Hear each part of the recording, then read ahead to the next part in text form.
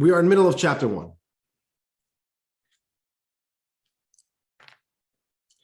And I want to begin with a story about the Alter Rebbe, which will help set the tone.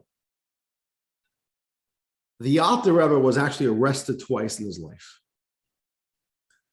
At both times, he was arrested on false allegations. It's a very interesting history behind it.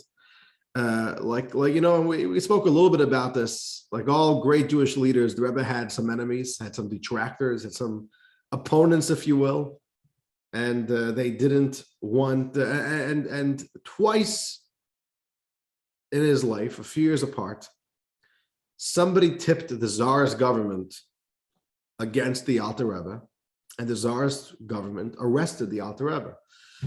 His first arrest was especially traumatic. They came to the description of the event is that they came to arrest the Alter Rebbe with the black wagon, and the Tsarist government, only the biggest criminals were arrested with the black wagon. That was like a sign of death. He was taken to a very high-level prison, an island in Petersburg, and the charges against the Alter Rebbe were all dropped. But he was charged with multiple allegations. But one of them, I'll tell you two of them. They're just very interesting.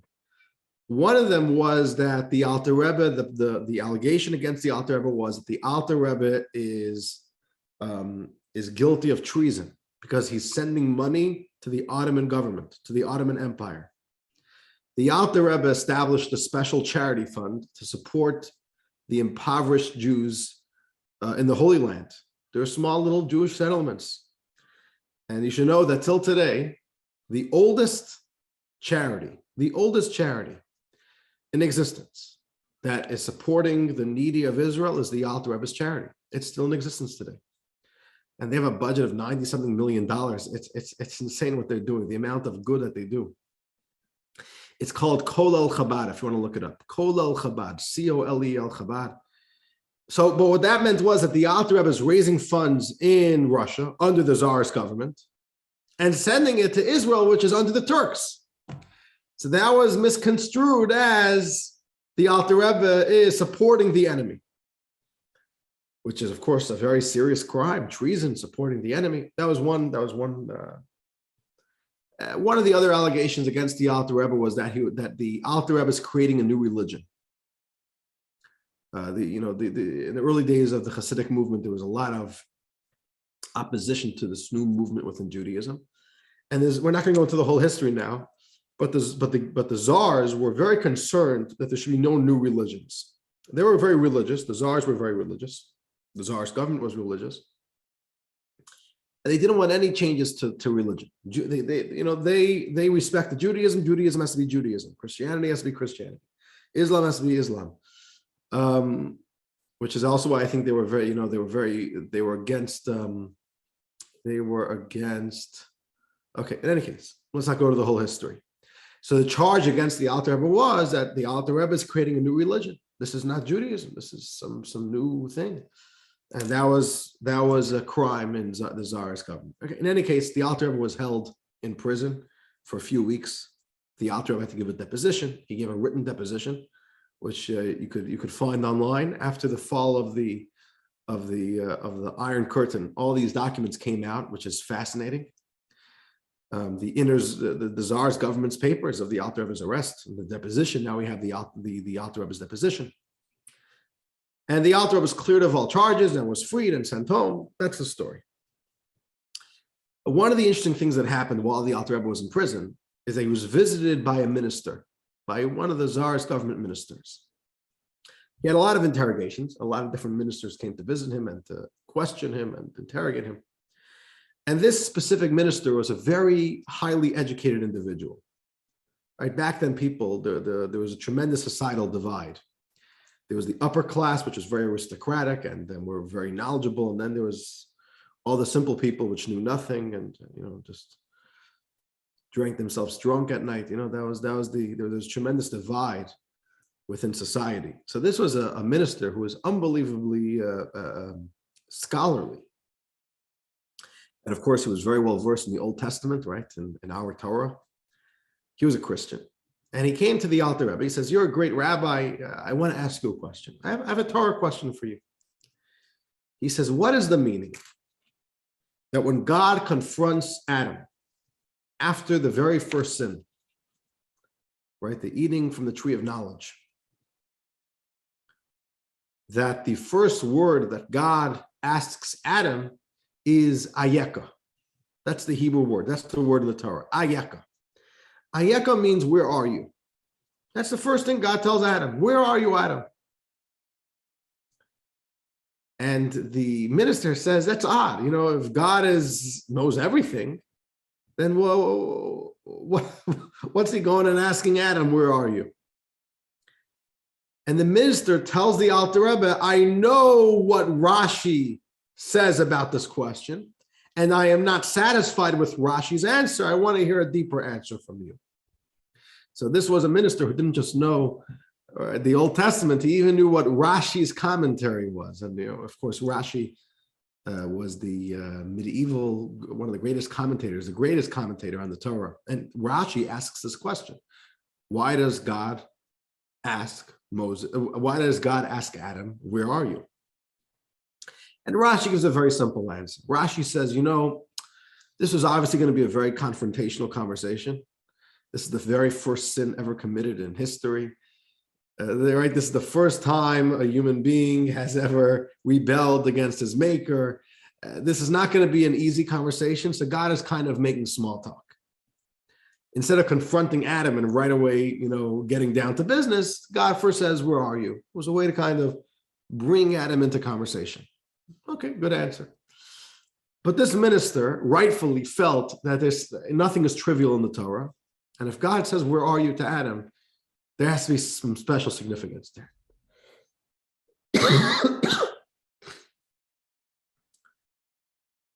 So the Alter Rebbe tells this minister, he says, I'll tell you the true meaning. I'll tell you what the Ayeka is doing there.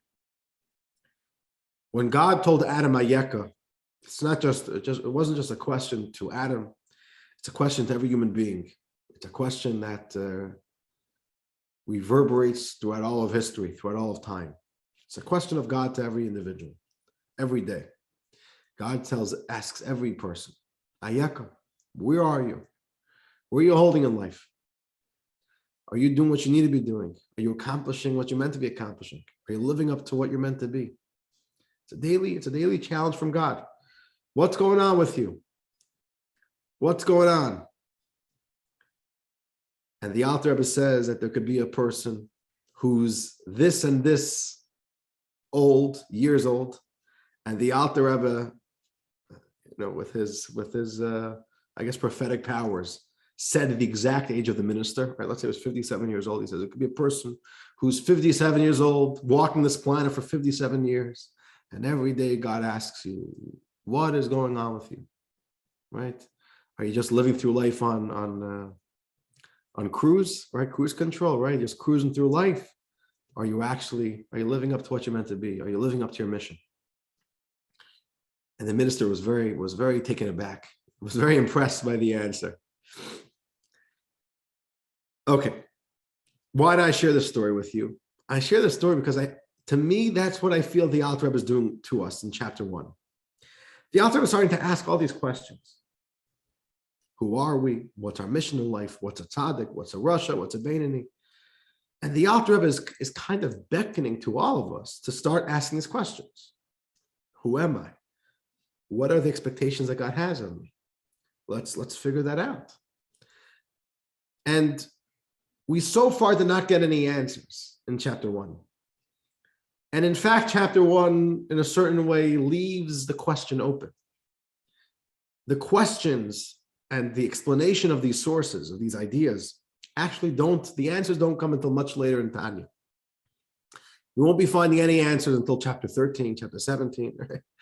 It takes many chapters because we're not here so much to answer the specific questions. The Alter Rebbe wants us to be asking these questions. Ayeka, where are you? So the Alter Rebbe is really, this is what's going on over here. Chapter 1 is helping us all get into that world of asking these questions. What do we do so far in chapter 1? Let's recap very briefly. The Alter Rebbe says that there are three terms, or three definitions, three categories of people. There's a tzaddik, there's a rasha, there's a Benoni. We could say that that translates to righteous, wicked, and intermediate, in between, but that would be a very sloppy and lousy translation. So the Alter Rebbe says like this. Let's look at the sources. Let's get down to business. Let's define these terms. And what the Alter Rebbe did is the Alter Rebbe gave us two sets of definitions. And both of these sets of definitions come from the Torah, come from our tradition. Definition set number one is what we called the Talmudic and halachic definition, which is we follow behaviors. Tzaddik mostly does good deeds. That's what makes them a tzaddik. Rasha mostly does bad stuff. So that's what makes them a rasha. A Benoni, you're kind of 50-50 right there in the middle, so you're called a Benoni. That was the classical Talmudic and halachic definition. But the Alter Rebbe told us that if you look into the world of Kabbalah, you find a whole different set of definitions. This is a set of definitions which we don't look at your behaviors, we look at what is going on inside of you, right? Who are you really? What's going on under the hood? And from that set of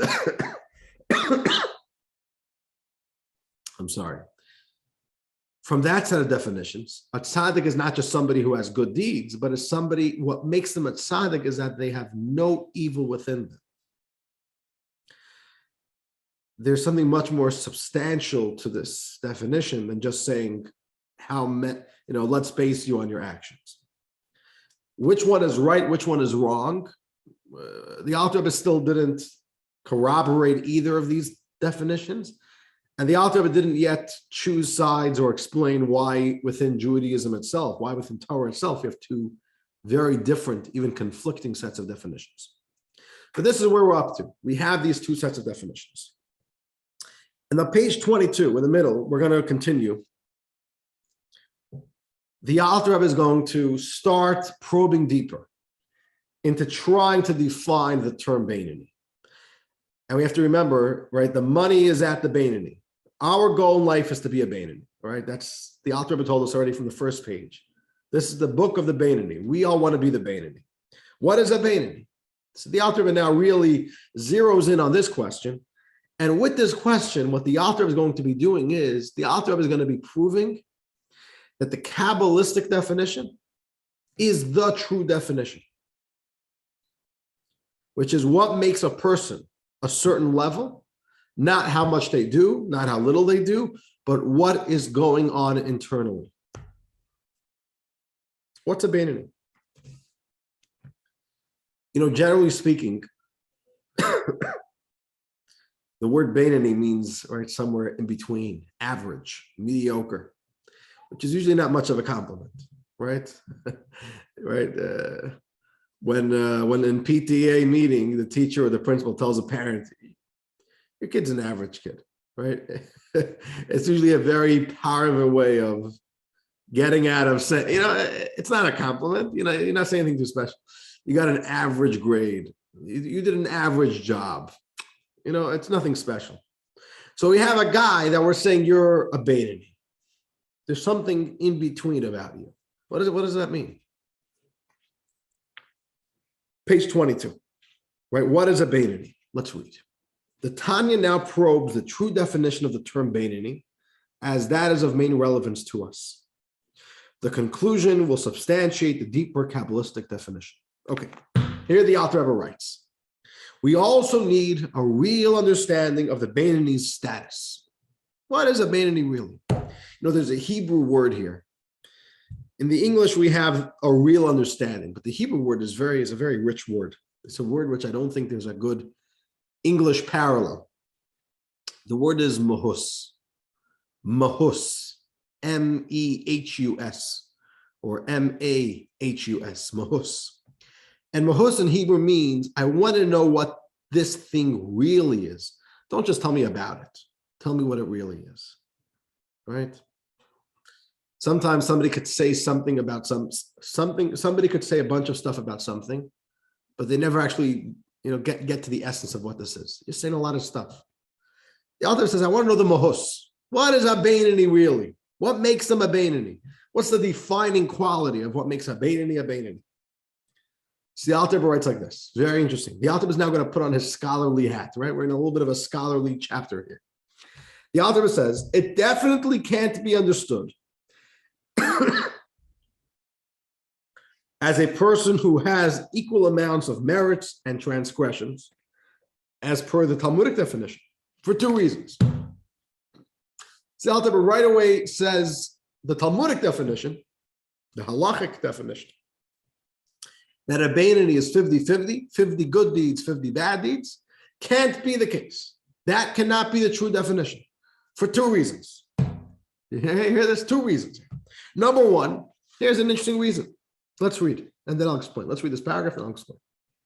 One, for if that were the case, how could Rabba have mistaken himself for Benoni when such a degree of error could not be attributed to humility?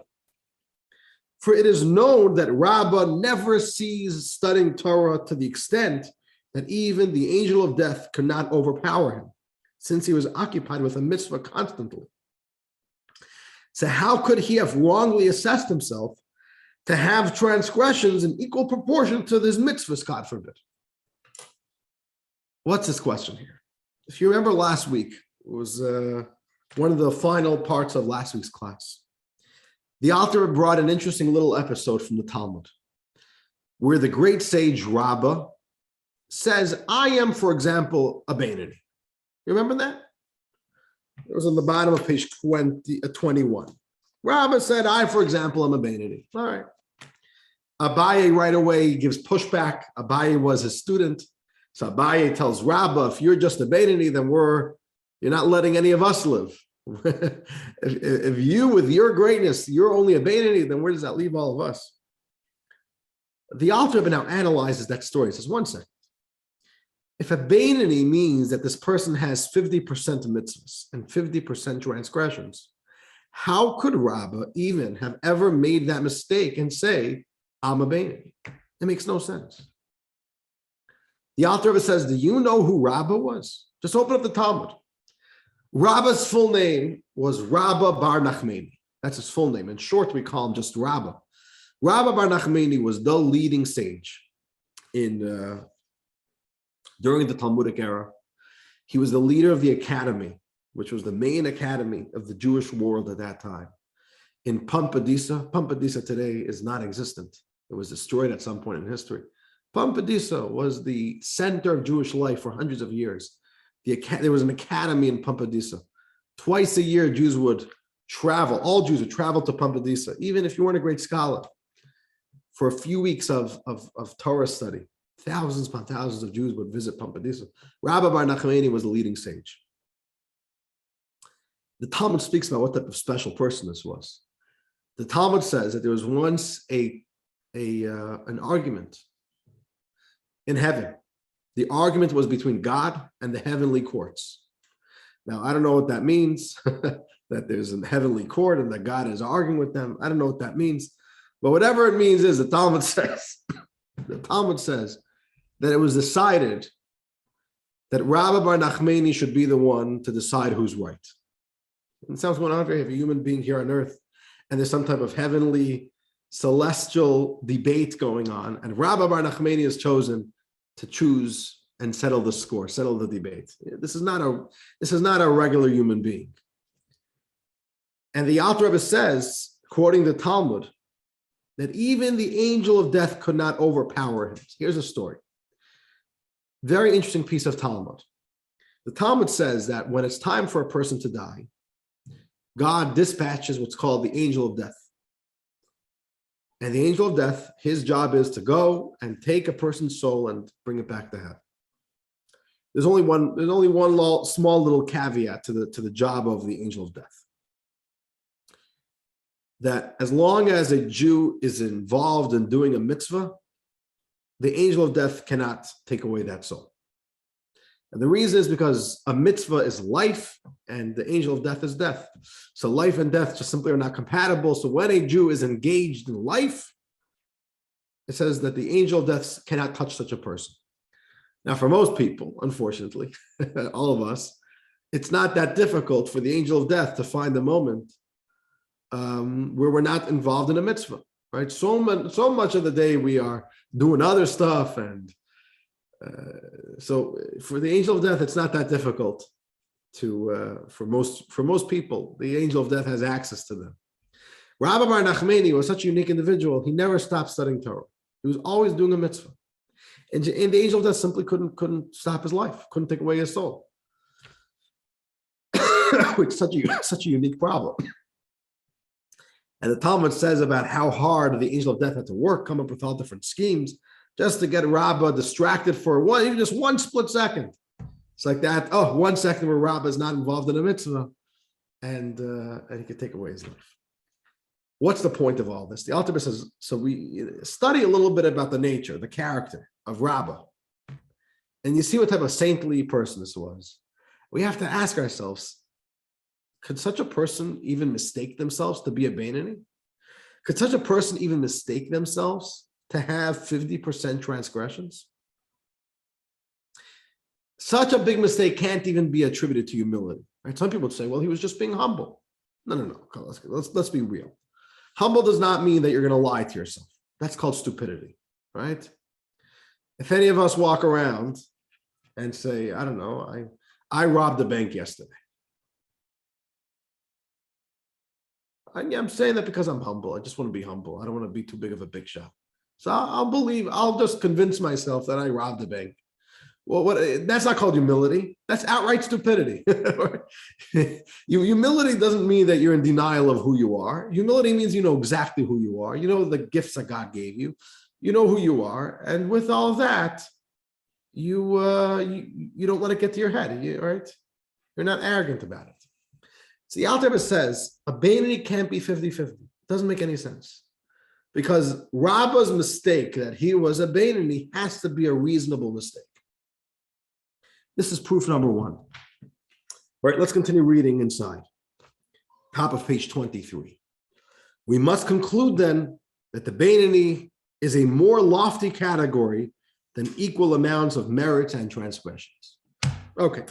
An additional proof. Here the Alter Rebbe is going to say something very interesting. The Alter Rebbe is going to start putting together these sources. And the Alter Rebbe is going to demonstrate to us that, and the Alter Rebbe is going to ask this question, is it even possible? Where is there a middle ground for there to be a Benoni, right? Where on the spectrum does a Benoni begin and end? And the Alter Rebbe is going to demonstrate to us something quite interesting. Let's begin reading. An additional proof, right? Number 2.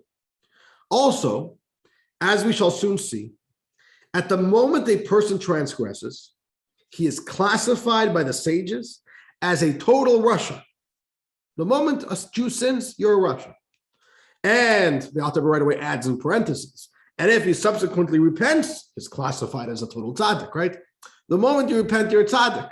But even one small sin, and boom, you're a Russian. So what does the Alter Rebbe say? This clearly proves that the moment a Benoni violates even one sin, he cannot be classified a Benoni, for he is a Russian. The Alter Rebbe is now so the Alter Rebbe just said his argument. Now the Alter Rebbe is going to show us all the sources. But here's the idea. The Alter Rebbe says there's a certain mistaken notion that there's a middle ground here. There's no middle ground. And I remember as a kid, I don't know why I have this memory, but I have a very clear memory as a kid. I don't know how old I was, but I remember exactly which room I was in my childhood home. I tried taking the light switch in my sister's room and getting it to, I wanted to try to balance it to be in middle, to be in between. Not on and not off. Ever tried doing that? This is what I tried doing as a little kid. And I couldn't get it. A light switch is either on or off. There's no way to balance a light switch to be just set in place in the middle. Okay, that was my little, what my little curious mind did. Certain things in life are a spectrum. There's the ends of the spectrum, then there's a whole in between. Certain things in life are what we call a binary. There's no in between. A light switch is either on or off. The Alter Rebbe is going to show us that from the perspective of doing mitzvahs, or God forbid the opposite, There's no middle ground. You commit a sin, in that moment, you are a Russian. The moment you repent, you are a tzaddik. There's no place for a Benoni, which is a very interesting thing. The Alter Rebbe says, if you look at it from the perspective of your behaviors, of your count of deeds, there is no place for a Benoni. Let's keep on reading over here. The Alter Rebbe is going to walk us through his argument, right? Like it's a little bit like a legal analysis, all the sources. This argument more specifically. So the Alter Rebbe says like this: even a person who violates a minor rabbinic precept, right? It's just a minor, it's not a biblical prohibition. It's a rabbinic prohibition, right? The rabbis made it up. It's not from the Torah. But in the Talmud, this person is considered a Rasha. As stated in the Talmud, chapter 2 of Tractate Yevamos, in the first chapter of Tractate Nida. Go ahead and look it up. The sources are in the footnotes. A little rabbinic prohibition, you're already a Rasha. And a person is termed a Rasha even for passively facilitating a transgression, such as if he had the opportunity to reprimand someone else but failed to do so. That's in Talmud chapter 6 of Shavuos. The Talmud says like this: if there's a sin that happened, you didn't do it, but you had the opportunity to stop it. If you opened up your mouth, but you didn't open up your mouth. You were passive and let it happen, but you didn't do it. But that sin is attributed to you. Why didn't you stop that? You had the opportunity to stop it. You're a Rasha. So you see this? Even if you didn't do anything, but you let a sin happen, you're the Rasha. So the Alter Rebbe says, if a person is rendered a Rasha through the lesser transgressions of A, passively facilitating a biblical violation, or B, violating a rabbinic prohibition, then all the more so, we're on the top of page 24, would someone who A, actively neglects, B, a biblical command that he could have observed, would definitely be considered a Rasha. Logic only dictates that even if you just passively let a prohibition happen by somebody else, then when you actively neglect a mitzvah, you're called a Rasha. Now, the Talmud says, the Alter Rebbe is going to give us an example. All right, let's continue reading. Such as to cite a common example. The Talmud says something very interesting. There's one mitzvah that every Jew, there's no Jew who actually successfully fulfills this mitzvah properly. That mitzvah is studying Torah. There's such a high expectation in the Torah to how much a Jew should study Torah that it's virtually impossible to maintain that type of standard. It's so difficult. According to Jewish law, a Jew should never, ever stop studying Torah. You got to go to work, but in the car on your way home from work, you should be studying Torah. Every free moment of your life, you should be studying Torah. So the Alter is going to give this. So we all have, right? That's one violation. That's one mitzvah that we have all neglected. So the Alter uses that example, right? Let's read inside. Such as to cite a common example. Any person who had the opportunity to study Torah, which is a biblical command, but failed to do so, to whom the sages applied the verse, he has expressed contempt for the word of God, that soul will be cut off, etc. Right? A harsh verse.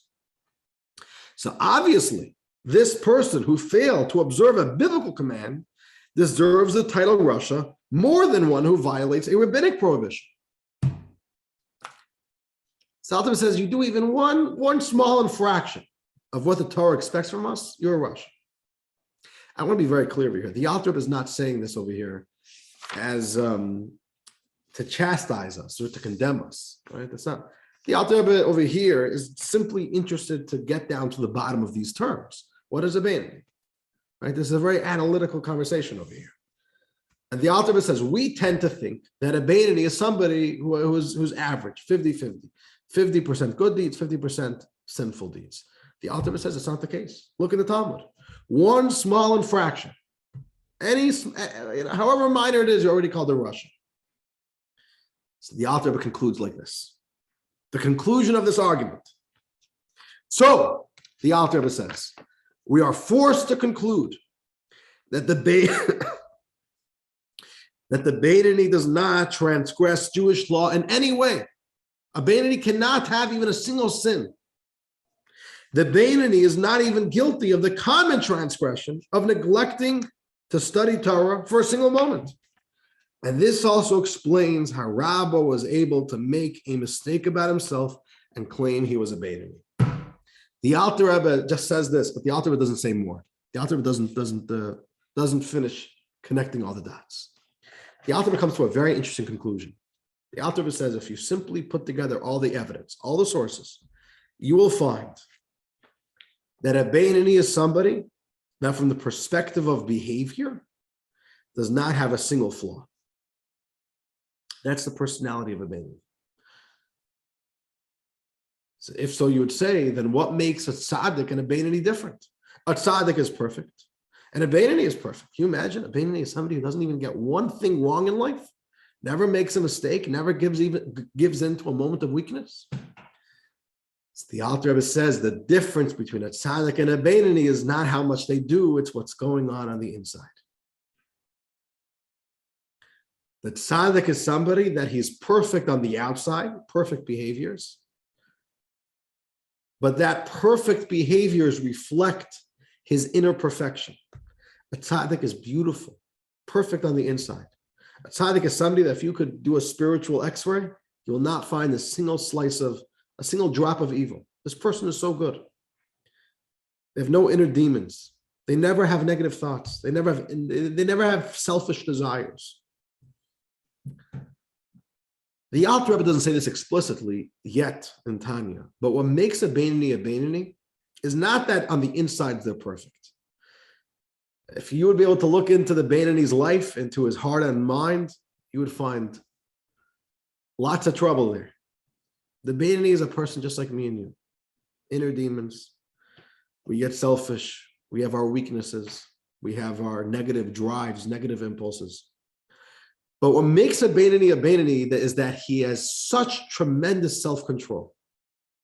Somehow the Benoni has motivated him or herself, just has so much positive energy on the inside that they have tremendous self-control that when it comes to the bottom line, their behaviors, they're perfect. And that is going to be the goal of Tanya, not to make ourselves perfect on the insides, but to develop ourselves so powerfully that we have absolute self-control. And that is really the standard of living. That's the standard that the Alter Rebbe is going to tell us that we need. Now, really over here is where we see the Alter Rebbe kind of getting us into where he wants to bring us to. The Alter Rebbe wants us to realize our spiritual journey doesn't begin by counting our deeds, right, which is very superficial. Our journey begins much deeper. We have to open up, we have to get to know ourselves from the inside. Let's explore our souls. Let's explore our mind and heart. Let's learn our inner anatomy, our spiritual anatomy. Right, doctors, this the first year of medical school, Doug, you'll correct me if I'm wrong, but the first year of medical school, I believe even if you're a dentist, is gross anatomy. And the Alter Rebbe is going to introduce us to the spiritual gross anatomy. But before the Alter Rebbe goes there, the Alter Rebbe has one last little scholarly point that he has to clarify. At this point in Tanya, the Alter Rebbe is absolutely adamant that the correct definition of tzaddik, rasha, and Benoni is not the Talmudic halachic definition. It is the inner Kabbalistic definition. That what makes a person a tzaddik or a rasha or a Benoni is an internal status, not just the count of behaviors, not only the percentage of behaviors, or the ratio of behaviors. The Alter Rebbe is right now going to clarify to us why is this that we find within Judaism itself two conflicting definitions for tzaddik, rasha, and Benoni, and how do we explain the Talmudic definition, which seems to not even be the true definition? And again, the Talmudic definition is follow behaviors. Tzaddik, mostly mitzvahs. Rasha, mostly negative stuff. Benoni, 50-50.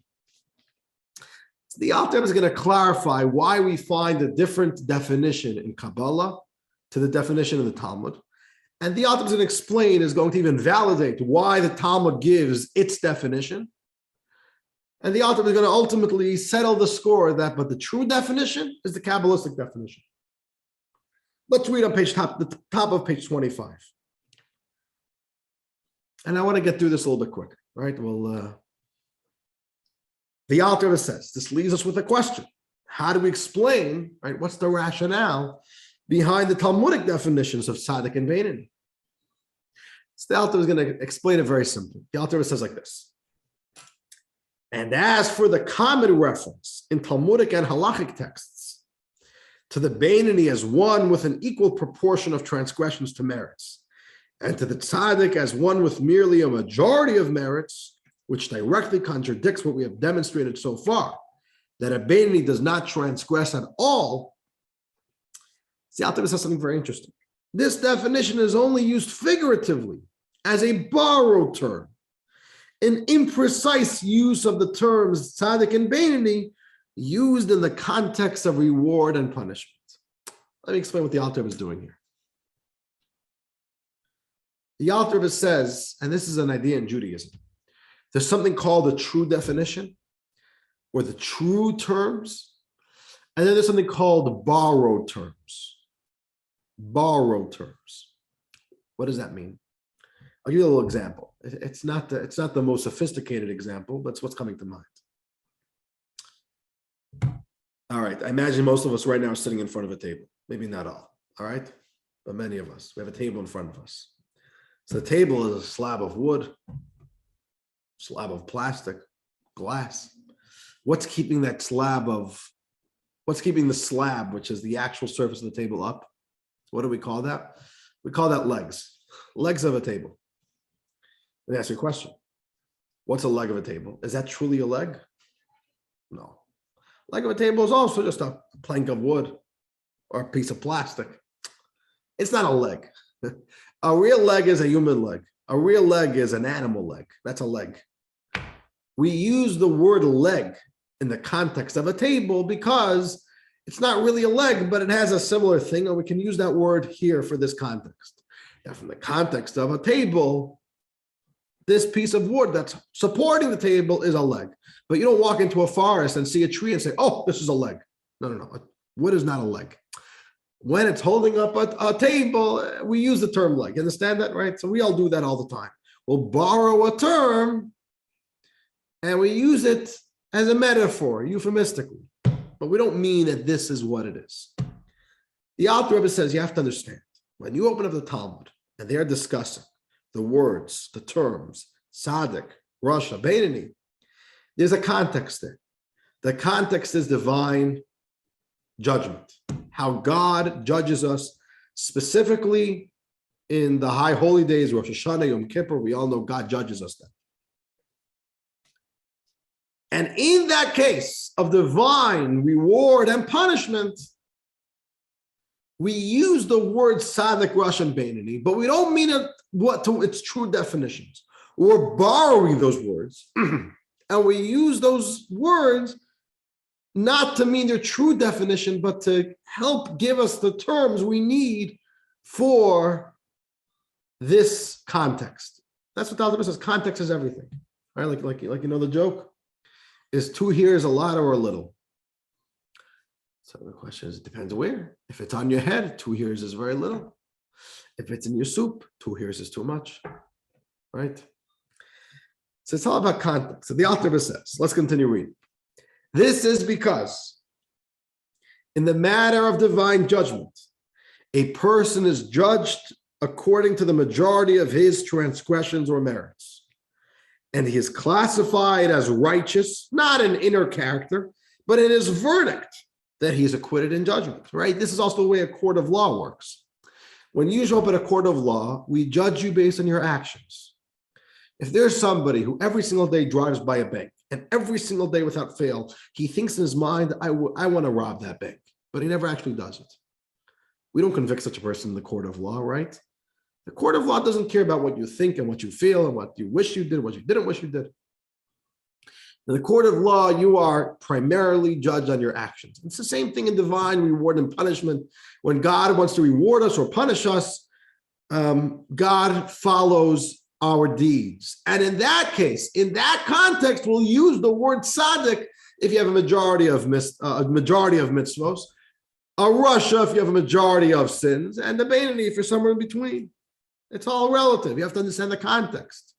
So in the context of the Talmudic and halachic conversations, we're using the words tzaddik, rasha, and Benoni to mean that.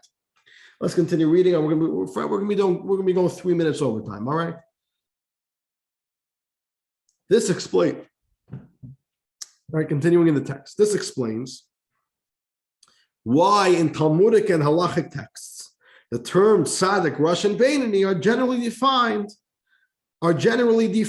based on their actions, as those discussions are within the context of divine judgment. Okay, here's the big but. But the Alter Rebbe says, but when speaking of the true, inner, definitive quality that distinguishes the character of tzaddikim from Beinonim, the only true criteria is the inner status of a person. And specifically what this means is the Alter Rebbe says, a tzaddik is one who has inner perfection. Not somebody with a majority of mitzvahs. The true definition of a tzaddik, inner perfection. As the sages taught, tzaddikim are judged only by their good inclination, meaning that they have no evil impulse and are only motivated by their inner goodness. As King David states in Psalms, in the verse, my heart is empty within me. An empty heart means that the tzaddik is devoid of an evil inclination. This was because he annihilated it through fasting. That's how King David accomplished to remove the evil inclination out of his heart. But the Alter Rebbe says, but anyone who has not yet reached this level of annihilating the evil inclination, even if his merits outweigh his transgressions, he's not at the true level of tzaddik at all.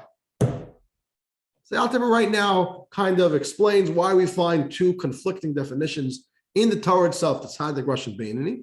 And the Alter Rebbe says the ultimate true definition is only the Kabbalistic one. The Talmudic definition is only being used for that specific context as a borrowed term. And one final note from the Alter Rebbe here, or one final proof, one final source that validates, that proves the Alter Rebbe's conclusion. The Alter Rebbe writes, this explains why our sages taught in the Midrash. There's a very interesting Midrash. The Blessed Holy One saw that the tzaddikim were few, so he carefully placed them in each generation. This was important, for as the verse states, the tzaddik is the foundation of the world. So God ensured that each generation would have tzaddikim. Each generation needs a tzaddik. What do we see here from this Midrash? We see here that a tzaddik is a very rare phenomenon. God says he saw at the beginning of times that there are very few tzaddikim. Let me ask you a question. If the definition of a tzaddik is just mostly good deeds, 60% good deeds, is that a high bar? I would like to assume that all of us are tzaddikim according to that measurement. Don't all of us? Aren't we all amazing people? Most of us, all of us have a certain percentage of times we fall and fail and give into weakness. Majority of the times we're doing amazing stuff. So if a tzaddik is somebody who merely has a majority of mitzvahs, come on. Would it be right to say that, oh, that's so few? That wouldn't be the case. So the Alter Rebbe is saying, look at this Midrash. But the fact that our sages say that God saw tzaddikim were so few, it teaches us that what's the true definition of a tzaddik? Somebody who has inner perfection. Oh, that's already a real high bar. All right, let's read this last line over here. We see from this Midrash that tzaddikim are a rare phenomenon. This can only be understood using the Kabbalistic definition of tzaddik, a person with no evil within. And dear friends, with this, the Alter Rebbe concludes his scholarly introduction, beginning of chapter 1. What the Alter Rebbe was doing here is kind of teasing us into this world. Stop focusing on the superficial. Growth in life is not just about superficial. Of course, superficial is not trivial. What we do, our behaviors are of utmost importance. But the journey begins on the inside. We have to get to know ourselves deeper. We need to live a life where we're in touch with what's going on inside.